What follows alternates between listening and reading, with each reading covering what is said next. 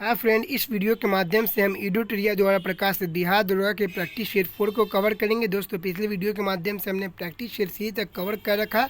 यदि आपने उस वीडियो को नहीं देखा तो हमने डिस्क्रिप्शन बॉक्स में लिंक दे रखा है, आप जा करके उसे देख सकते हैं। दोस्तों, यह एडुटोरिया द्वारा प्रकाशित वॉल्यूम 2 है। इसमें टोटल 15 मॉडल सेट दिया गया है। 3 मॉडल सेट तक हमने कंप्लीट कर चुका है। आइए हम चौथा मॉडल सेट को देखते हैं। दोस्तों, एग्जामिनेशन हॉल में आपको टोटल इस एग्ज़ाम के लिए 2 घंटे का वक्त दिया जाएगा और टोटल 100 प्रश्न दिए जाएंगे। एक प्रश्न के आपको 2 मार्क्स दिए जाएंगे और टोटल 200 मार्क्स के आपके प्रश्न एग्जाम होंगे। तो दोस्तों, आइए बिना वक्त ज़ाय किए अपने प्रश्न की ओर चलते हैं और प्रश्न नंबर 1 से स्टार्ट करते हैं। दोस्तों, आप कमेंट के माध्यम से हमें बताइएगा कि आप 100 में कितना स्कोर किए हैं। चलिए दोस्तों, आइए हम प्रश्न नंबर 1 को देखते हैं। पब्लिक सेफ्टी बिल के विरोध में भगत सिंह एवं बटुकेश्वर दत्त ने कब सेंट्रल लेजिस्लेटिव असेंबली में बम फेंका था? तो यहाँ पे हमारा उत्तर होगा ऑप्शन नंबर ए, 8 अप्रैल 1929 ईस्वी को। क्वेश्चन फिर से देख लें एक बार। पब्लिक सेफ्टी बिल के विरोध में भगत सिंह एवं बटुकेश्वर दत्त ने कब सेंट्रल लेजिस्लेटिव असेंबली में बम फेंका था? तो ऑप्शन ए करेक्ट है हमारा, 8 अप्रैल 1929 ईस्वी को। आइए हम प्रश्न नंबर 2 को देखते हैं। प्रार्थना समाज की स्थापना किसके द्वारा की गई थी? प्रार्थना समाज की स्थापना किनके द्वारा की गई थी? तो यहाँ पे हमारा उत्तर होगा ऑप्शन नंबर डी, इनमें से सभी के द्वारा। आत्माराम पांडुरंग, देवेंद्र नाथ ठाकुर और एमजी रनाडे, इन सभी के द्वारा प्रार्थना समाज की स्थापना की गई थी। आइए हम प्रश्न नंबर 3 को देखते हैं। किस मुगल शासक के शासनकाल में संगीत पर प्रतिबंध लगा दी गई थी? किस मुगल शासक के शासनकाल में संगीत पर प्रतिबंध लगा दी गई थी? तो यहाँ पे हमारा उत्तर होगा ऑप्शन नंबर सी, औरंगजेब के द्वारा संगीत पर प्रतिबंध लगा दी गई थी। आइए हम प्रश्न नंबर 4 को देखते हैं। लाल किला स्थित हीरा महल को किसके द्वारा बनवाया गया था? लाल किला स्थित हीरा महल को किसके द्वारा बनाया गया था? तो ऑप्शन नंबर डी करेक्ट होगा, बहादुर शाह जफर के द्वारा बनवाया गया था। आइए हम प्रश्न नंबर 5 को देखते हैं। द्वितीय आंग्ल मैसूर युद्ध किस गवर्नर जनरल के कार्यकाल में लड़ा गया था? द्वितीय आंग्ल मैसूर युद्ध किस गवर्नर जनरल के कार्यकाल के दौरान लड़ा गया? तो यहाँ पे हमारा उत्तर ऑप्शन नंबर ए करेक्ट होगा, वारेन हेस्टिंग के समय। आइए हम प्रश्न नंबर 6 को देखते हैं। मुस्लिम लीग की स्थापना कहाँ की गई थी? मुस्लिम लीग की स्थापना कहाँ की गई थी? तो ऑप्शन ए करेक्ट है, ढाका में की गई थी। कहाँ की गई थी? तो ढाका में की गई थी 1906 ईस्वी में आगा खां और सलीमुल्लाह खां के द्वारा। आइए दोस्तों, हम प्रश्न नंबर 7 को देखते हैं। किसने 1857 ईस्वी के विद्रोह को राष्ट्रीय विद्रोह कहकर संबोधित किया था? 7 नंबर प्रश्न कह रहा है किसने 1857 के विद्रोह को राष्ट्रीय विद्रोह कहकर संबोधित किया था? तो यहाँ पे हमारा उत्तर सी करेक्ट होगा, डिसरायली ने कहा था। ठीक है, आइए हम प्रश्न नंबर 8 को देखते हैं। निम्नलिखित में से कौन सा विकल्प सुमिलित नहीं है? निम्नलिखित में से कौन सा विकल्प सुमिलित नहीं है? तो यहाँ पे उत्तर ऑप्शन नंबर ए होगा, अहोम विद्रोह गोमदर कुंवर एकदम बिल्कुल करेक्ट है। खांसी विद्रोह तीरथ सिंह एकदम करेक्ट है। नील विद्रोह दिगंबर विश्वास एकदम करेक्ट है। और डी ताना भगत या अली मुस्लियार यह गलत है। ऑप्शन नंबर डी यहाँ पे गलत होगा, ताना भगत या यहाँ पे जतरा भगत होगा। ठीक है, आइए हम प्रश्न नंबर 9 को देखते हैं। हड़प्पा सभ्यता में मेहरगढ़ से किस प्रकार के घरों के अवशेष प्राप्त हुए हैं? हड़प्पा सभ्यता के मेहरगढ़ से किस प्रकार के घरों के अवशेष प्राप्त हुए हैं? तो यहाँ पे हमारा उत्तर ऑप्शन नंबर ए करेक्ट होगा, वर्गाकार एवं आयताकार। आइए हम प्रश्न नंबर 10 की ओर चलते हैं। दोस्तों, हम तेज़ी में थोड़ा प्रश्न को खींचेंगे। हो सकता है कि डिस्कशन आपको अच्छा नहीं लगता हो, तो हम केवल यहाँ पे उत्तर को ही देखते हैं। यदि आपको डिस्कशन अच्छा लगेगा तो आप हमें कमेंट के माध्यम से बताएंगे, मैं इसके बारे में डिस्कशन भी करते चलूँगा। लेकिन वीडियो ज़्यादा लॉन्ग हो जाती है, इसके लिए मैं आपको केवल प्रश्न ही करवाऊँगा अब। ठीक है, आइए हम प्रश्न नंबर 10 को देखते हैं। वैदिक सिद्धांत के अनुसार निम्नलिखित में से कौन गलत है? वैदिक सिद्धांत के अनुसार निम्नलिखित में से कौन गलत है? तो ऑप्शन नंबर ए कह रहा है ब्राह्मण की उत्पत्ति पुरुष के कानों से हुई थी। बी कह रहा है क्षत्रिय की उत्पत्ति पुरुष के भुजाओं से हुई थी। सी कह रहा है वैश्यों की उत्पत्ति पुरुष की जांघों से हुई थी। और डी कह रहा है बी और सी दोनों। तो दोस्तों, यहाँ पे उत्तर करेक्ट है ऑप्शन नंबर ए। ऑप्शन नंबर ए मतलब कि करेक्ट है, इसमें से गलत है। ठीक है, गलत है मतलब कैसे ये गलत है? ब्राह्मणों की उत्पत्ति पुरुषों के कानों से नहीं हुई थी, बल्कि ब्राह्मणों की उत्पत्ति पुरुष के मुख से हुई थी। ठीक है, कहाँ से हुई थी? तो मुख से हुई थी ब्राह्मणों की उत्पत्ति। और क्षत्रिय की उत्पत्ति कहाँ से हुई थी? तो क्षत्रिय की उत्पत्ति बिल्कुल करेक्ट है, क्षत्रिय की उत्पत्ति पुरुष के भुजाओं से हुई थी। और सी कह रहा है वैश्यों की उत्पत्ति पुरुष के जांघों से हुई थी, ये भी एकदम करेक्ट है। और क्षुद्रों की उत्पत्ति पुरुष के पैर से हुई थी। ठीक है, तो दोस्तों एक बार फिर से ये प्रश्न को सुन लें आप।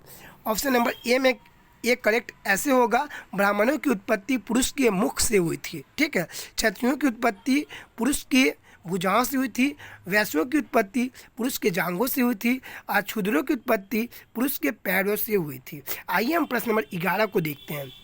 अशोक ने अपने क्षेत्रों में सामाजिक समस्याओं को हल करने हेतु किसे नियुक्त किया था? अशोक ने अपने क्षेत्रों में सामाजिक समस्याओं को हल करने हेतु किसे नियुक्त किया था? तो ऑप्शन नंबर बी करेक्ट है, धम्म महामात्र को। आइए हम प्रश्न नंबर 12 देखते हैं।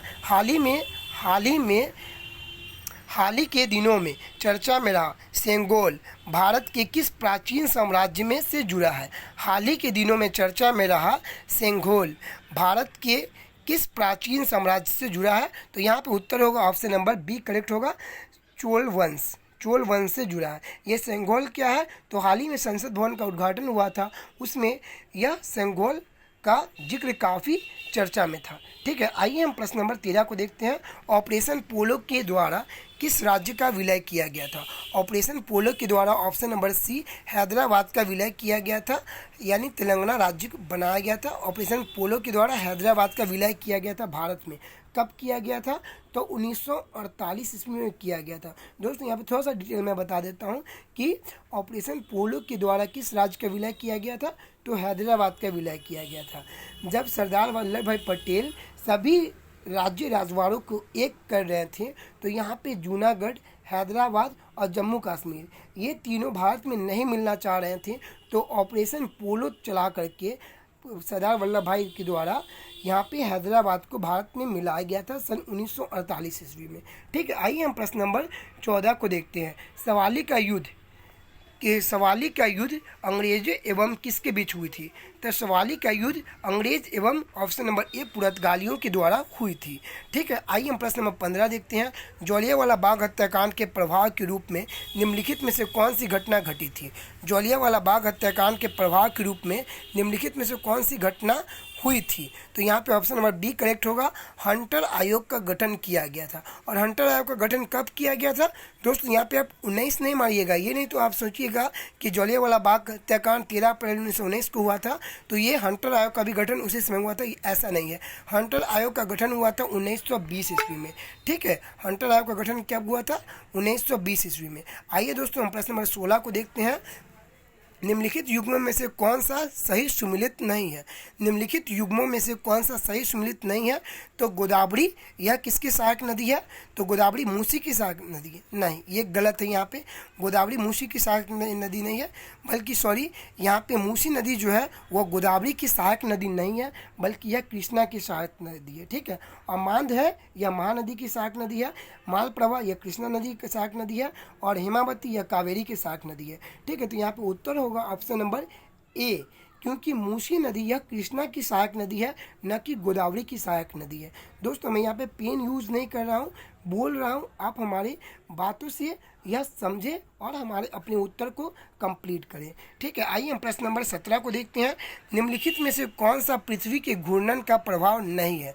निम्नलिखित में से कौन सा पृथ्वी के घूर्णन का प्रभाव नहीं है? तो यहाँ पे उत्तर होगा ऑप्शन नंबर डी, ऋतु परिवर्तन। देखिए, पवनों का विक्षेपण यह पृथ्वी के घूर्णन के प्रभाव से होता है। कोरियोलिस बल की उत्पत्ति, दिन और रात ये सभी पृथ्वी के घूर्णन की उत्पत्ति के कारण होता है। मात्र डी, ऋतु परिवर्तन, यह पृथ्वी के घूर्णन के कारण नहीं होता है। ठीक है, आइए हम प्रश्न नंबर 18 को देखते हैं। प्रश्न नंबर 18 क्या कर रहा है? दोस्तों मैं यहाँ पे प्रश्न को थोड़ा तेज़ी में बोल रहा हूँ और थोड़ा तेज़ी में स्पीड में कराने की कोशिश कर रहा हूँ। ठीक है, तो आइए हम प्रश्न नंबर 18 को देखते हैं। खमसीन निम्नलिखित में से किस देश की स्थानीय पवन है? खमसीन किस देश की स्थानीय पवन है? तो यहाँ पे उत्तर हो जाएगा ऑप्शन नंबर बी, मिस्र की। आइए हम प्रश्न नंबर 19 को देखते हैं। विश्व वन क्षेत्र में किस एक का फैलाव प्रतिशतता में सर्वाधिक है? विश्व वन क्षेत्र में से किस एक का फैलाव प्रतिशतता की दृष्टि से सर्वाधिक है? तो यहाँ पे उत्तर होगा ऑप्शन नंबर बी, शीतोष्ण पर्णपाती वन का, शीतोष्ण पर्णपाती वन का। ठीक है, आइए दोस्तों हम प्रश्न नंबर 20 को देखते हैं। कश्मीर घाटी किन दो पर्वत श्रेणियों के मध्य स्थित है? कश्मीर घाटी किन दो पर्वत श्रेणियों के मध्य स्थित है? तो यहाँ पे उत्तर होगा हमारा ऑप्शन नंबर ए, वृहत हिमालय व पीर पंजाल के मध्य, वृहत हिमालय व पीर पंजाल के मध्य। आइए हम प्रश्न नंबर देखते हैं 21। निम्नलिखित पर्वतीय दर्रों का सही पश्चिम से पूर्व की क्रम में पहचानिए। निम्नलिखित पर्वतीय दर्रों का सही पश्चिम से पूर्व की क्रम में पहचानिए। तो यहाँ पे हमारा उत्तर होगा ऑप्शन नंबर सी। ठीक है, तो सिपकिला, फिर हो जाएगा आपको लेपू लेक, फिर हो जाएगा नाथुला और फिर हो जाएगा बोमडीला। सबसे पहले कौन सा होगा? सिपकिला, फिर होगा लेपू लेक, फिर होगा नाथुला, फिर होगा बोमडीला। यहाँ पे हमारा उत्तर होगा ऑप्शन नंबर सी। आइए हम प्रश्न नंबर 22 को देखते हैं। 10 डिग्री चैनल निम्नलिखित में से कौन से पृथक करता है? 10 डिग्री चैनल निम्नलिखित में से किसे पृथक करता है? तो ऑप्शन नंबर ए करेक्ट है, अंडमान और निकोबार से, अंडमान और निकोबार द्वीप को। ठीक है, आइए हम प्रश्न नंबर 23 को देखते हैं। निम्नलिखित में से कौन सी जनजाति ऋतु प्रवास किया करते थे? निम्नलिखित में से कौन सी जनजाति ऋतु प्रवास किया करते थे? तो यहाँ पे हमारा उत्तर होगा ऑप्शन नंबर ए, भूटिया जनजाति। ऑप्शन नंबर ए, भूटिया जनजाति एकदम करेक्ट ऑप्शन होगा। आइए हम देखते हैं प्रश्न नंबर 24 को। आर्म वर्षा संबंधित है, आर्म वर्षा संबंधित है किससे? तो ऑप्शन नंबर ए करेक्ट है, यह आम की फसल से संबंधित है। आर्म वर्षा संबंधित है आम की फसल से। दोस्तों, कर्नाटक या दक्षिण भारत में जो वर्षा होती है उसे आर्म वर्षा कहा जाता है। आइए हम प्रश्न नंबर 25 को देखते हैं। भूमि की उर्वरता बढ़ाने के लिए निम्नलिखित में से कौन सी फसल उगाई जाती है? भूमि की उर्वरता बढ़ाने के लिए निम्नलिखित में से कौन सी फसल उगाई जाती है? तो यहाँ पे हमारा उत्तर होगा ऑप्शन नंबर ए करेक्ट होगा, उड़द। आइए हम प्रश्न नंबर देखते हैं 26। निम्नलिखित में से कौन सा सकल घरेलू उत्पाद में शामिल है? निम्नलिखित में से कौन सा सकल घरेलू उत्पाद में शामिल है? तो यहाँ पे हमारा उत्तर होगा ऑप्शन नंबर बी, अंतिम वस्तु की बिक्री, अंतिम वस्तु की बिक्री। आइए हम अपने प्रश्न नंबर 27 को देखते हैं। प्रश्न नंबर 27 क्या कर रहा है उसे हम देखते हैं। प्रश्न नंबर 27, पूर्ति स्वयं अपनी मांग उत्पन्न करती है। पूर्ति स्वयं अपनी मांग उत्पन्न करती है, नियम संबंधित है किससे? पूर्ति स्वयं अपनी मांग उत्पत्ति करती है, यह नियम किससे संबंधित है? तो ऑप्शन नंबर ए करेक्ट है, जेबी से का बाजार नियम से। क्या? जेबी से का बाजार नियम से। ऑप्शन नंबर ए करेक्ट है। ठीक है, आइए हम प्रश्न नंबर 28 को देखते हैं। खुसरो समिति का संबंध किससे है? खुसरो समिति का संबंध किससे है? तो ऑप्शन नंबर ए करेक्ट है, कृषि से संबंधित है। आइए हम प्रश्न नंबर 29 को देखते हैं। भारतीय रिजर्व बैंक में शाखा नियंत्रण के तरीकों में कौन शामिल है?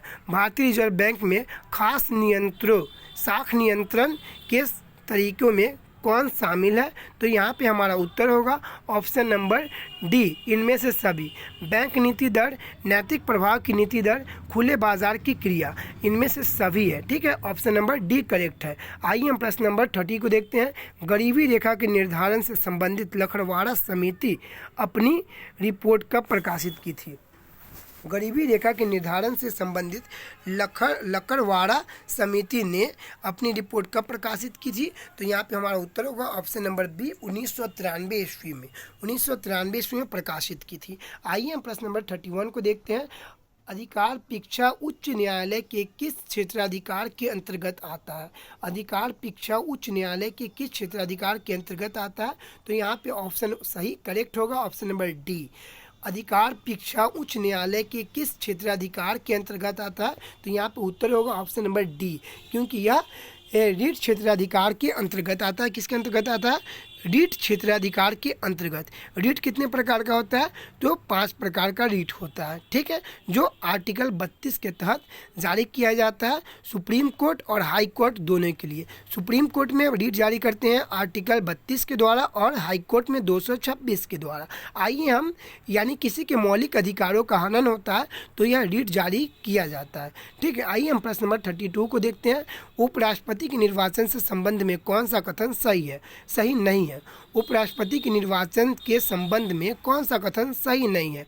तो यहाँ पे हमारा उत्तर होगा ऑप्शन नंबर बी करेक्ट होगा। ठीक है, ऑप्शन नंबर बी करेक्ट होगा। उपराष्ट्रपति को मतदान का अधिकार प्राप्त है, ये गलत है। ठीक है, उपराष्ट्रपति को मतदान का अधिकार प्राप्त नहीं है। ठीक है, आइए हम प्रश्न नंबर 33 को देखते हैं। प्रश्न नंबर 33 करा है, राज्य के नीति निर्देशक सिद्धांत के अंतर्गत धन का समान वितरण किस अनुच्छेद में वर्णित है? राज्य के नीति निर्देशक सिद्धांत के अंतर्गत धन का समान वितरण किस अनुच्छेद में वर्णित है? तो यहाँ पे ऑप्शन करेक्ट होगा ऑप्शन नंबर सी, अनुच्छेद 339। अनुच्छेद 339 ख में, अनुच्छेद 339 ख में नीति निर्देशक तत्व यह आयरलैंड से लिया गया है। इसका चर्चा आर्टिकल 36 से लेकर के आर्टिकल 51 में किया गया है। ठीक है, आइए दोस्तों हम प्रश्न नंबर 34 को देखते हैं। भारतीय नागरिकता अधिनियम 1955 के अनुसार भारतीय नागरिकता को कितने तरीकों से प्राप्त किया जा सकता है? भारतीय नागरिकता अधिनियम 1955 के अनुसार भारतीय नागरिकता को कितने तरीकों से प्राप्त किया जा सकता है? तो यहाँ पे हमारा उत्तर होगा ऑप्शन नंबर सी, 5 तरीकों से। आइए हम प्रश्न नंबर 35 को देखते हैं। संघ एवं राज्य के बीच शक्ति विभाजन की अवधारणा किस देश के संविधान से लिया गया? संघ एवं राज्य के बीच शक्ति विभाजन का अवधारणा किस देश के संविधान से लिया गया? तो यहाँ पे करेक्ट होगा ऑप्शन नंबर 1, कनाडा के संविधान से। अमेरिका से मौलिक अधिकार लिया गया, उपराष्ट्रपति पद अमेरिका से लिया गया, और समता या समानता का अधिकार अमेरिका से लिया गया है। और यहाँ पे आपको ऑस्ट्रेलिया के से समवर्ती सूची लिया गया, ऑस्ट्रेलिया से प्रस्तावना की भाषा ऑस्ट्रेलिया से लिया गया। ठीक है, और प्रस्तावना अमेरिका से लिया गया। जापान से लिया गया है, जापान से क्या लिया गया आप कमेंट करके हमें बताएं। जर्मनी से आपात उपबंध लिया गया है। ठीक है, आइए हम प्रश्न नंबर 36 को देखते हैं। श्रमिक संघ एवं फौजदारी किस सूची का विषय है? श्रमिक संघ एवं फौजदारी किस सूची का विषय है? तो यहाँ पे ये किस सूची का विषय है? तो इसमें यह विषय संघ सूची का विषय है। ठीक है, श्रमिक संघ एवं फौजदारी किस सूची का विषय है? तो यह संघ सूची का विषय है। आइए हम प्रश्न नंबर 37 को देखते हैं। प्रश्न नंबर 37 क्या कर रहा है? तो प्रश्न नंबर 37 कर रहा है, किस अनुच्छेद के तहत भारत के महान्यायवादी को वोट देने का अधिकार नहीं है? किस अनुच्छेद के तहत भारत के महान्यायवादी को वोट देने का अधिकार नहीं है? तो यहाँ पे उत्तर होगा ऑप्शन नंबर सी, आर्टिकल 88 के तहत। आर्टिकल 88 के तहत दोस्तों यह महान्यायवादी क्या है? तो महान्यायवादी यह सरकार का विधि अधिकारी के रूप में कार्य करता है। यह किसी भी संसद के सभा में बैठ सकते हैं लेकिन वोट नहीं कर सकते हैं। ठीक है, इनकी नियुक्ति का आर्टिकल 76 में वर्णन किया गया है। ठीक है, यह भारत का विधि अधिकारी होते हैं। वर्तमान में भी आर वेंकट रमन यह भारत के महान्यायवादी के रूप में कार्यरत है। ठीक है, आइए दोस्तों हम प्रश्न नंबर 38 को देखते हैं। लोकसभा अध्यक्ष को शपथ निम्नलिखित में से कौन दिलाता है? लोकसभा अध्यक्ष को शपथ निम्नलिखित में से कौन दिलाता है? तो यहाँ पे उत्तर होगा ऑप्शन नंबर डी, इनमें से कोई नहीं। लोकसभा अध्यक्ष वर्तमान में ओम बिरला है। यह राजस्थान के कोटा से है। ठीक है, सांसद के रूप में नियुक्त किए गए हैं। लोकसभा अध्यक्ष वर्तमान में ओम बिरला जी हैं। यह 17वें लोकसभा के अध्यक्ष हैं। पहले लोकसभा के अध्यक्ष यह जीवी मावलंकर जी थी। ठीक है, यहाँ पे हम आपको उत्तर बता देते हैं। लोकसभा अध्यक्ष को शपथ इनमें से कोई नहीं दिलाता है। ठीक है, क्योंकि लोकसभा अध्यक्ष यह शपथ नहीं लेती हैं, क्योंकि यह सदस्य के रूप में शपथ लेते हैं, न कि अध्यक्ष के रूप में शपथ लेते हैं। ठीक है, तो यह मात्र सदस्य के रूप में ही शपथ लेते हैं। ठीक है, आइए हम प्रश्न नंबर 39 को देखते हैं। वर्तमान में केंद्रीय निर्वाचन आयोग में अध्यक्ष सहित सदस्यों की संख्या टोटल कितनी है?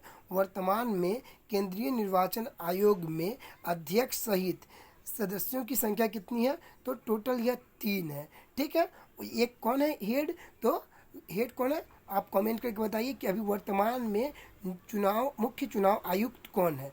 ठीक है, आइए हम प्रश्न नंबर 40 को देखते हैं। भारतीय राज्य व्यवस्था में भारत के विभिन्न पदाधिकारियों का कौन सा वरीयता क्रम गलत है? प्रश्न नंबर 40 का रहा है कि भारतीय राज्य व्यवस्था में भारत के विभिन्न पदाधिकारियों का कौन सा वरीयता क्रम गलत है। तो दोस्तों यहाँ पे हमारा उत्तर होगा ऑप्शन नंबर डी, इनमें से सभी गलत हैं, क्योंकि वरीयता क्रम में सबसे पहले हमारे भारत के प्रथम नागरिक उपराष्ट्रपति महोदय जी आते हैं। ठीक है, वरीयता क्रम में सबसे पहला स्थान हमारे भारत के प्रथम नागरिक जो होते हैं राष्ट्रपति महोदय का आता है, फिर उपराष्ट्रपति महोदय का आता है, फिर प्रधानमंत्री का आता है, ऐसे क्रम चलता है। ठीक है, इनमें से कोई नहीं होगा, ऑप्शन नंबर डी करेक्ट है। ठीक है, आइए हम प्रश्न नंबर 41 को देखते हैं। येलो बुक किस देश की सरकारी दस्तावेज है। येलो बुक किस देश की सरकारी दस्तावेज है। तो यहाँ पे हमारा उत्तर होगा ऑप्शन नंबर बी करेक्ट होगा, फ्रांस। फ्रांस का सरकारी दस्तावेज येलो बुक है। आइए हम प्रश्न नंबर 42 को देखते हैं। संयुक्त राष्ट्र संघ के स्थापना के समय कितने देशों का प्रतिनिधि ने अधिकार पत्र पर हस्ताक्षर किए थे। प्रश्न कह रहा है 42, संयुक्त राष्ट्र संघ के स्थापना के समय कितने देशों के प्रतिनिधि ने अधिकार पत्र पर हस्ताक्षर किए थे। तो यहाँ पे हमारा उत्तर होगा ऑप्शन नंबर ए 50। दोस्तों संयुक्त राष्ट्र संघ का मुख्यालय न्यूयॉर्क में है। इसकी स्थापना हुई थी 24 अक्टूबर 1945 ईस्वी को। ठीक है, इसके टोटल 6 मुख्य अंग हैं।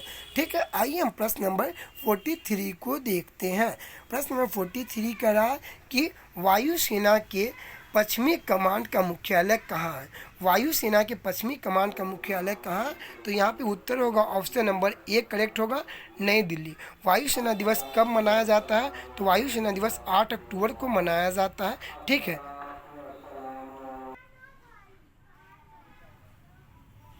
आइए फ्रेंड हम प्रश्न नंबर 44 को देखते हैं। राधा रेड्डी का संबंध किस शास्त्रीय नृत्य से है। राधा रेड्डी का संबंध किस शास्त्रीय नृत्य से है। तो यहाँ पे हमारा उत्तर होगा ऑप्शन नंबर ए ओडिशा से, ओडिसी से। राधा रेड्डी का संबंध किससे है। तो सॉरी यहाँ पे हमारा उत्तर होगा ऑप्शन नंबर बी कुचिपुड़ी से। ठीक है, राधा रेड्डी का संबंध किस शास्त्रीय नृत्य से है। तो ऑप्शन नंबर बी करेक्ट होगा, कुचिपुड़ी से। आइए हम प्रश्न नंबर 45 को देखते हैं। The good of small things पुस्तक के पुस्तक के लेखक तो यहाँ पे दिया गया अरुंधति रॉय है। ठीक है, इन्हें मान बुकर पुरस्कार से कब सम्मानित किया गया। ठीक है, the small of good things के राइटर अरुंधति रॉय है, इन्हें कब मान बुकर पुरस्कार से सम्मानित किया गया था। तो दोस्तों यहाँ पे हमारा उत्तर होगा इनमें से कोई नहीं, ऑप्शन नंबर डी, क्योंकि इन्हें मान बुकर पुरस्कार दिया गया था 1997 में। 1997 में इन्हें मान बुकर पुरस्कार दिया गया था। और मान बुकर पुरस्कार कब से दिया जा रहा है। यह दिया जा रहा है 1969 से दिया जा रहा है। ठीक है, मान बुकर पुरस्कार कब से दिया जा रहा है। तो 1969 से दिया जा रहा है। और इन्हें कब दिया गया था अरुंधति रॉय को। तो इन्हें दिया गया था 1997 से। ठीक है, आइए हम प्रश्न नंबर 46 को देखेंगे। प्रश्न नंबर 46 कह रहा है पाखल वन्य जीव अभ्यारण्य भारत के किस राज्य में स्थित है। पाखल वन्य जीव अभ्यारण्य भारत के किस राज्य में स्थित है। तो यहाँ पे उत्तर होगा ऑप्शन नंबर सी तेलंगाना में। आइए हम प्रश्न नंबर 47 को देखते हैं। प्रश्न नंबर 47 कह रहा रेड डाटा बुक का प्रथम प्रकाशन किस वर्ष किया गया था। रेड डाटा बुक का प्रथम प्रकाशन किस वर्ष किया गया था। तो यहाँ पे हमारा उत्तर होगा ऑप्शन नंबर बी करेक्ट, 1964 में हुआ था। यह रेड डाटा बुक क्या है। तो दोस्तों यदि भी कोई भी जीव यदि 50 वर्षों तक नहीं देखा जा रहा है, यदि कोई भी जीव 50 वर्षों तक नहीं देखा जा रहा है, तो यह रेड डाटा बुक की सूची में लिखा जाता है। ठीक है, यानी यह रेड डाटा बुक की सूची में इसका वर्णन किया जाता है और उसे विलुप्त घोषित कर दिया जाता है। ठीक है, आइए हम प्रश्न 48 की ओर चलते हैं। दोस्तों जिस क्वेश्चंस का मुझे लगता है कि हाँ आपको जानकारी दे देनी चाहिए उसे मैं बता देता हूँ। ठीक है, आइए हम प्रश्न नंबर 48 को देखते हैं। जैव विविधता में परिवर्तन होता है। जैव विविधता में परिवर्तन होता है, कैसे होता है। तो यहाँ पे हमारा उत्तर होगा ऑप्शन नंबर बी भूमध्य रेखा की तरफ घटती है। ठीक है, जैव विविधता में परिवर्तन होता है, कैसे होता है, जब यह भूमध्य रेखा की तरफ घटती है। ठीक है, आइए हम प्रश्न नंबर 49 को देखते हैं। पर्यावरण में ग्रीन हाउस प्रभाव में वृद्धि होती है। पर्यावरण में ग्रीन हाउस प्रभाव में वृद्धि होती है, कब वृद्धि होती है। तो यह वृद्धि होती है ऑप्शन नंबर एक कार्बन मोनोऑक्साइड के कारण। यह कब वृद्धि होती है। तो कार्बन मोनोऑक्साइड के कारण। आइए हम प्रश्न नंबर देखते हैं 50 को। निम्नलिखित में से कौन सा सही सुमिलित नहीं है। निम्नलिखित में कौन सा सही सुमिलित नहीं है। तो सिमलीपाल एकदम करेक्ट है, उड़ीसा में है। नो करेक्ट मेघालय में है। नोकरेक जैव मंडल आरक्षित क्षेत्र यह कहाँ है? तो मेघालय में है। अगस्त्यमलाई यह केरल में है। और कंचनजंगा यह हिमाचल प्रदेश नहीं, यहाँ हिमाचल प्रदेश नहीं होगा बल्कि असम होगा। ठीक है, तो ऑप्शन नंबर डी गलत है। यहाँ पे यहाँ पे प्रश्न नंबर 50 में जो उत्तर होगा ऑप्शन नंबर डी होगा, कंचनजंगा। कंचनजंगा यह सिक्किम में स्थित है, ना कि हिमाचल प्रदेश में। ठीक है, काजीरंगा जो है ना, वो काजीरंगा स्थित है असम में। ठीक है, आइए हम प्रश्न नंबर 51 को देखते हैं। हृदय मांसपेशी को क्या कहते हैं? हृदय मांसपेशी को क्या कहते हैं? तो यहाँ पे हमारा उत्तर होगा ऑप्शन नंबर सी करेक्ट होगा, मायोकार्डियम कहते हैं, मायोकार्डियम कहते हैं। आइए हम प्रश्न नंबर 52 को देखते हैं। प्रश्न 52 कह रहा है आपका प्रोप्रियोसेटिव्स न्यूरोमस्कुलर फेसिलिटेशन तकनीक संबंधित है। किससे संबंधित है? तो यह संबंधित है ऑप्शन नंबर सी से। किससे? तो शरीर के लचीलापन से, शरीर के लचीलापन से संबंधित है। आइए हम प्रश्न नंबर 53 को देखते हैं। निम्नलिखित में से कौन सा वसा में घुलनशील विटामिन नहीं है? निम्नलिखित में से कौन सा वसा में घुलनशील विटामिन नहीं है? तो यहाँ पे उत्तर होगा ऑप्शन नंबर बी करेक्ट होगा। यह बी जो है यह जल में घुलनशील विटामिन होता है, बी और सी यह जल में घुलनशील विटामिन होता है। बाकी ए डी ई के यह वसा में घुलनशील विटामिन होता है। ठीक है, आइए हम प्रश्न नंबर 54 को देखते हैं। मानव शरीर की अस्थियां किस आधार पर वर्गीकृत की जाती है? मानव शरीर की अस्थियां किस आधार पर वर्गीकृत की जाती है? तो ऑप्शन नंबर यहाँ पे हमारा होगा ऑप्शन नंबर सी, परिमाण एवं आकार के स्थान से, परिमाण एवं आकार के वर्गीकृत की जाती है। ठीक है, ऑप्शन नंबर सी करेक्ट है। आइए हम प्रश्न नंबर 55 को देखेंगे। कौन सा ऊतक शरीर का संरक्षण का कार्य करता है? कौन सा ऊतक शरीर का संरक्षण का कार्य करता है? तो यहाँ पे हमारा उत्तर होगा option number A, option number A correct होगा, एपिथीलियम ऊतक, एपिथीलियम ऊतक। आइए हम प्रश्न नंबर 56 को देखते हैं। पौधे के किस हार्मोन के संचार के कारण वे प्रकाश की ओर झुक जाती है? पौधे के किस हार्मोन के संचार के कारण वे प्रकाश की ओर झुक जाती है? तो यहाँ पे हमारा उत्तर होगा ऑप्शन नंबर सी करेक्ट होगा, ऑक्सीन के कारण। ठीक है, आइए हम प्रश्न नंबर 57 को देखते हैं। प्रोकैरियोटिक कोशिका के संबंध में कौन सा कथन सत्य है? प्रोकैरियोटिक कोशिका के संबंध में कौन सा कथन सत्य है? तो यहाँ पे ऑप्शन नंबर डी करेक्ट है। यहाँ पे option number D correct answer है। इनमें कोशिका विभाजन विखंडन अथवा मुकुलन द्वारा होता है। आइए हम प्रश्न नंबर 58 को देखते हैं। प्रश्न नंबर 58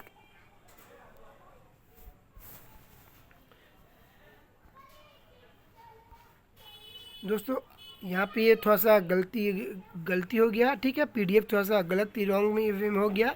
ठीक है, आइए हम आगे की ओर चलते हैं और इसे हम देखते हैं। ठीक है, प्रश्न नंबर 58 को देखेंगे। सॉरी दोस्तों, यहाँ पे एक पेज का मैंने थोड़ा सा गलती से ले लिया है, तो उसे माफ़ कीजिएगा। आइए हम प्रश्न आपको कंप्लीट करवा लेते हैं। पीडीएफ बनाने में लगता है हमें बाय मिस्टेक हो गया, मैंने चेक नहीं किया था। आइए तो जो बचा हुआ आंसर है उसे मैं कंप्लीट करता हूँ। ठीक है, पेज नंबर जो 58 से होगा वह मैं गलती से छूट गया है। ठीक है, तो आइए हम 59 को लेंगे। वन वेव इंडिया 2 उपग्रह को किस प्रक्षेपण यान के द्वारा कक्षा में स्थापित किया गया? वन वेव इंडिया 2 के उपग्रह को किस प्रक्षेपण यान द्वारा कक्षा में स्थापित किया गया? तो यहाँ पे हमारा उत्तर होगा ऑप्शन नंबर ए, LVM-3 ठीक है, वन वेव कंपनी के द्वारा 36 उपग्रह को प्रक्षेपित किया गया था। इस किस सैटेलाइट के द्वारा किया गया था? तो LVM-3 के द्वारा किया गया था। ठीक है, आइए दोस्तों हम आइए फ्रेंड हम 80 की ओर चलते हैं। प्रश्न नंबर 80 का निम्नलिखित में से किसके द्वारा ऑपरेशन सद्भावना की शुरुआत की गई थी? ऑपरेशन सद्भावना की शुरुआत की गई थी, ऑप्शन नंबर ए करेक्ट है, भारतीय सेना के द्वारा। आइए हम प्रश्न नंबर 81 को देखेंगे। भारतीय वन स्थिति रिपोर्ट 2021 के अनुसार सर्वाधिक वन आवरण क्षेत्रफल में राज्य कौन सा? भारतीय वन स्थिति रिपोर्ट 2021 के अनुसार सर्वाधिक वन आवरण में कौन सा स्थान है? तो यहाँ पे हमारा उत्तर होगा ऑप्शन नंबर ए, सर्वाधिक वन क्षेत्र मध्य प्रदेश में है, उसके बाद अरुणाचल प्रदेश में, उसके बाद छत्तीसगढ़ में है, और इस बार सबसे ज़्यादा वन वृद्धि में हुआ है आंध्र प्रदेश सबसे आगे है, 647 किलोमीटर में ये वृद्धि हुई है आंध्र प्रदेश में। ठीक है, आइए हम प्रश्न नंबर 82 को देखेंगे। प्रश्न नंबर 82 करा, और रंगनाथित्तु पक्षी अभ्यारण्य किस राज्य में स्थित है? तो रंगनाथित्तु पक्षी अभ्यारण्य स्थित है ऑप्शन नंबर बी में, ऑप्शन नंबर बी करेक्ट होगा, मध्य प्रदेश में। ठीक है, रंगनाथित्तु मध्य प्रदेश में स्थित है।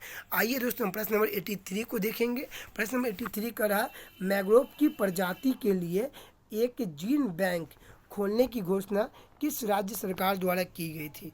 मैंग्रोव की प्रजाति के लिए मैंग्रोव की प्रजाति के लिए एक जीन बैंक खोलने की घोषणा किस राज्य में की गई थी? तो यहाँ पे हमारा उत्तर होगा ऑप्शन नंबर एक करेक्ट होगा, मध्य प्रदेश में। ठीक है, आइए हम प्रश्न नंबर 84 को देखते हैं। दोस्तों मैं थोड़ा ज़्यादा यहाँ पे अभी कंफ्यूज हो चुका हूँ, क्योंकि हमसे गलती से एक पेज बाय मिस्टेक गलती से उल्टा लग गया है, और शायद मैंने उसे लिया ही नहीं। तो उसके लिए मैं बहुत बहुत आपसे हाथ जोड़कर निवेदन करता हूँ कि मुझे माफ़ करें, और उसके लिए I am very very sorry. ठीक है दोस्तों, ठीक है, मुझे माफ़ कीजिएगा। मैं यदि यहाँ पे वीडियो काट देता हूँ तो मेरा जितना भी अभी बना चुका हूँ, लगभग 25 मिनट का वीडियो चल चुका है, वो सारा बेकार चला जाएगा। तो दोस्तों यहाँ पे थोड़ी मेरी गलती को बख्श दे। ठीक है, और आप प्रश्न जितना मैं करा रहा हूँ उसे प्लीज़ आप कर ले कंप्लीट। ठीक है, अगले बार से ऐसा नहीं होगा। ठीक है, आइए हम प्रश्न नंबर 84 को देखते हैं। अनुसंधान प्रौद्योगिकी और वनाचार सहयोग पर एक समझौता ज्ञापन पर हस्ताक्षर भारत में ने किस देश के साथ किया है? ठीक है, अनुसंधान प्रौद्योगिकी और नवाचार सहयोग पर एक समझौता ज्ञापन पर हस्ताक्षर भारत ने किस देश के साथ किया है? तो यहाँ पे हमारा उत्तर होगा ऑप्शन नंबर बी, मैक्सिको के साथ। ठीक है, आइए हम प्रश्न नंबर 85 को देखते हैं। वर्तमान में नीति आयोग के उपाध्यक्ष कौन है?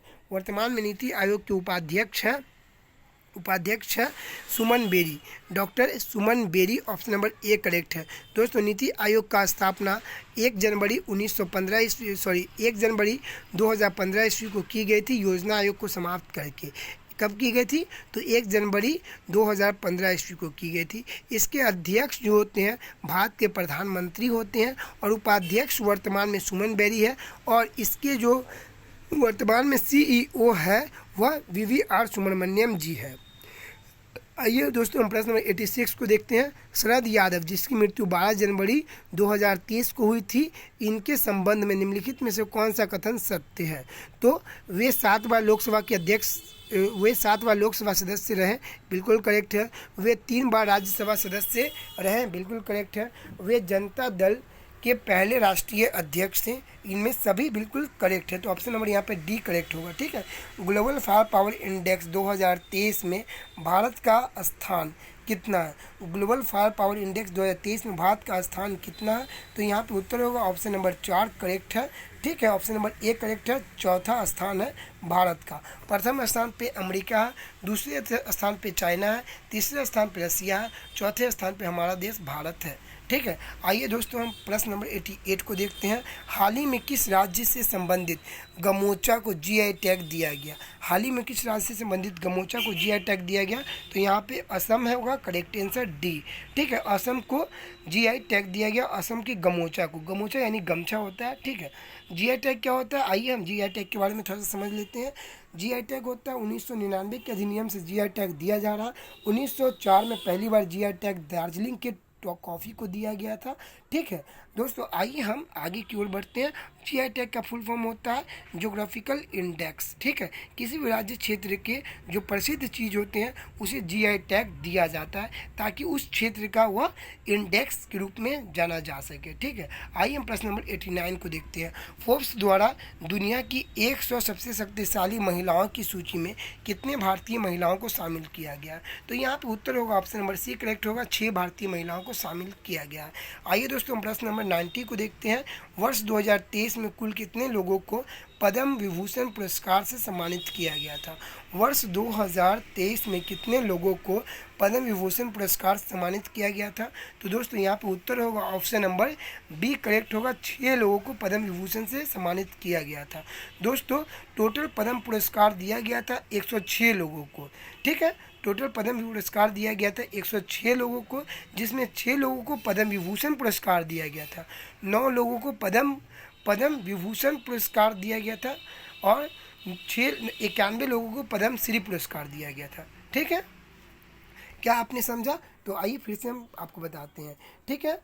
वर्ष 2023 में कुल 106 लोगों को पद्म पुरस्कार दिया गया था। इसमें पद्म विभूषण पुरस्कार दिया गया था टोटल 6 लोगों को।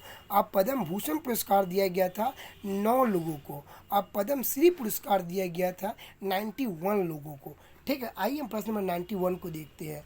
64वां रमन मैसेज पुरस्कार से संबंधित 64वां रमन मैसेज पुरस्कार निम्नलिखित में से किससे संबंधित है? तो इनमें से सभी, ऑप्शन डी है उपयुक्त में से सभी, इन सभी को 2023 में रमन मैसेज पुरस्कार दिया गया। रमन मैसेज पुरस्कार यह कहाँ दिया जाता है? तो यह दिया जाता है फिनलैंड में, ठीक है। कहाँ दिया जाता है? सॉरी, यह दिया जाता है मनीला, फिलीपींस मनीला में दिया जाता है रमन मैसेज पुरस्कार। इससे पहले किसको दिया गया था?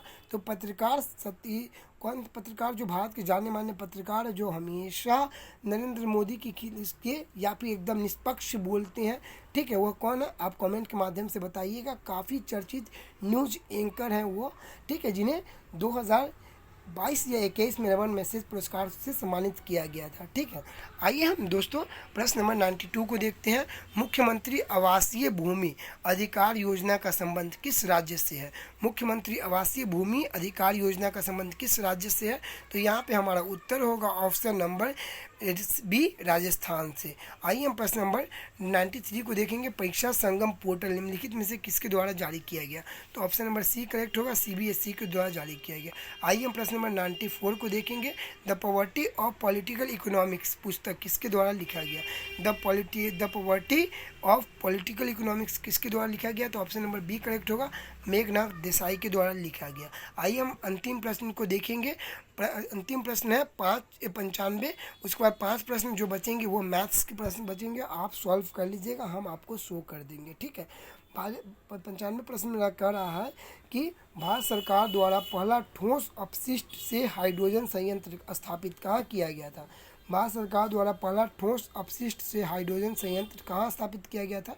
तो ऑप्शन नंबर ए पुणे में स्थापित किया गया था। दोस्तों जो भाई इसे अंतिम वीडियो तक देखा, प्लीज़ वीडियो में आप नज़ीर आहिल लिख करके कमेंट ज़रूर करेंगे, तब मैं समझ जाऊंगा कि आप हमारे वीडियो को पूरा कंप्लीट देखें हैं और हम भी अपने वीडियो को कंटिन्यू करेंगे। इस वीडियो में थोड़ा गलती तो हमसे हो गई है, उसके लिए मैं क्षमा चाहता हूं आपसे, ठीक है। यदि आप हमारे वीडियो को अंतिम तक देखें तो वीडियो में मेरा नाम नज़ीर आहिल है, आप एक बार वीडियो में के कमेंट बॉक्स में ज़रूर लिखेंगे, ठीक है।